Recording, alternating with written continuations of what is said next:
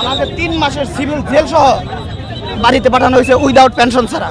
তাহলে একজন সৈনিক কি নিজের ইচ্ছায় মিশনে যাইতে পারে? প্রশ্ন।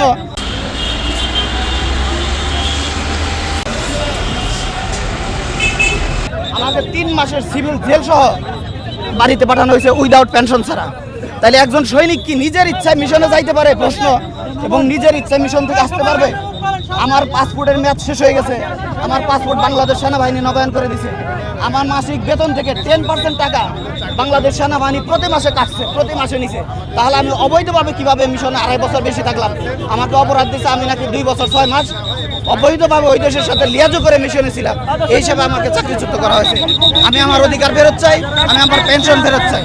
আমরা অলরেডি চাকরি যাওয়ার পর থেকেই আমরা স্মারকলিপি দিয়ে যাচ্ছি, মার্সি পিটিশন পাঠাচ্ছি, কিন্তু কোনো কাজেই কিছু হচ্ছিল না। এরপরে আমরা এখানে অনশনের প্রোগ্রাম নিলাম। দেন এখন আমাদেরকে বাহিনীর প্রধান থেকে নির্দেশ করা হয়েছে, তারা আমাদের সকল দাবি দাওয়া মেনে নিয়েছে এবং 5 দিনের ভিতরে আমাদেরকে পুনর্বহাল করা হবে, এটা আমরা আশ্বাস দিয়েছে।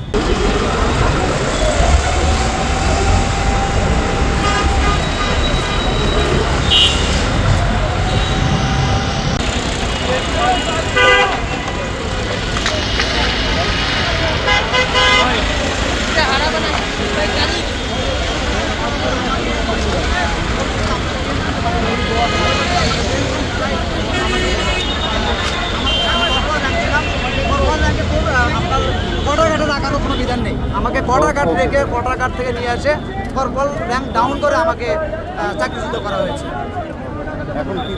এখন আমি সম্মানের সাথে আমি তো এলাকা মুক্ত হতে পারি, সবাই জানে যে আমি কোনো অকারণ করছি, এই জন্য আমাকে চাকরিচ্যুত। আমি পুনরায় ইউনিফর্ম ফেরত চাই, ইউনিফর্ম ফেরত চাই সুষ্ঠু তদন্তের মাধ্যমে আমি